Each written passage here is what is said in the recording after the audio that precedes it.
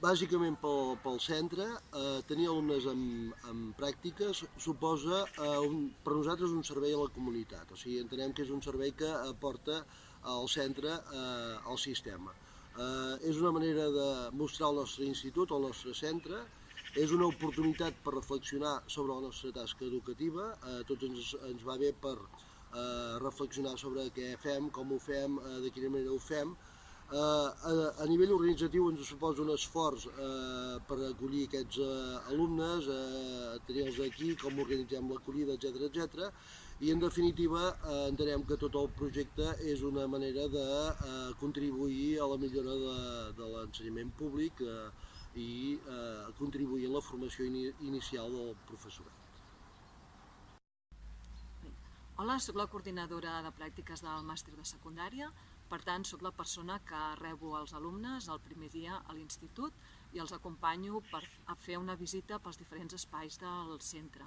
També els hi presento el seu tutor, els hi dono l'horari del tutor, els hi dono l'horari d'altres professors del departament amb qui haguem acordat que poden assistir a les seves classes i els hi dono el meu horari perquè puguin localitzar-me fàcilment.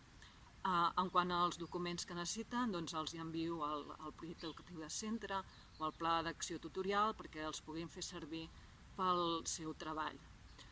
Sobre les reunions, doncs intento avisar-los amb la suficient antelació per facilitar la seva assistència, reunions de coordinació, reunions de tutoria, reunions d'equip docent, avaluacions, claustres, etc.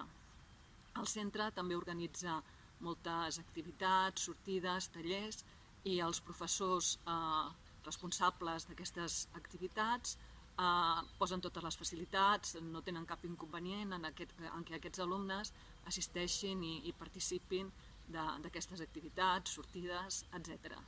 El meu departament fa molts anys que té alumnes en pràctiques i cada curs en fem una valoració molt positiva.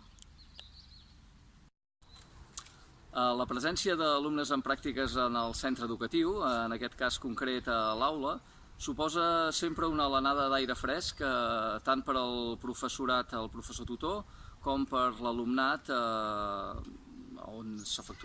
la classe on s'efectuen les pràctiques.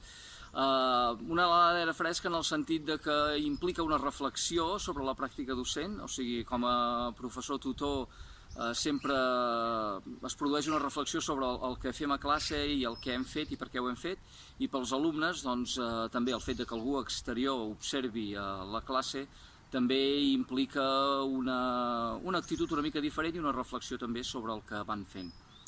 A més, suposa també una alenada d'aire fresc perquè arriba una persona externa a impartir una unitat didàctica a partir de metodologies que a vegades són noves, són innovadores i per tant també suposa un benefici tant per al professorat com per l'alumnat.